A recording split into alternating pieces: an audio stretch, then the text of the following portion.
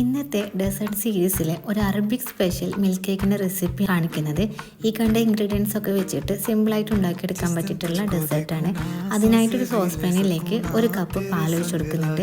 പാലൊന്ന് ചെറുതായി ചൂടായി വരുമ്പോൾ അതിലേക്ക് 1 ടേബിൾ സ്പൂൺ കസ്റ്റർഡ് പൗഡർ കുറച്ച് പാലിൽ മിക്സ് ആക്കിയിട്ട് കട്ടയില്ലാതെ ഉടച്ചിട്ട് അതിലേക്ക് ചേർത്ത് കൊടുക്കുക.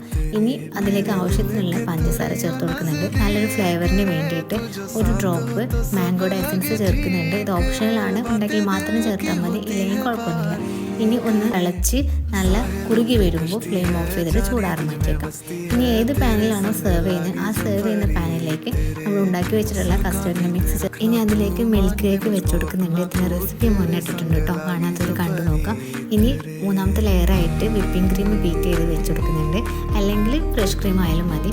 നല്ലൊരു ക്രഞ്ചി ടേസ്റ്റ് കിട്ടാൻ വേണ്ടിയിട്ട് സേമിയ റോസ്റ്റ് ചെയ്തും കൂടെ ചേർത്തിട്ട് നന്നായി തണുപ്പിച്ചതിന് ശേഷം കഴിച്ചെടുക്കുകയാണ് ചെയ്യുന്നത്.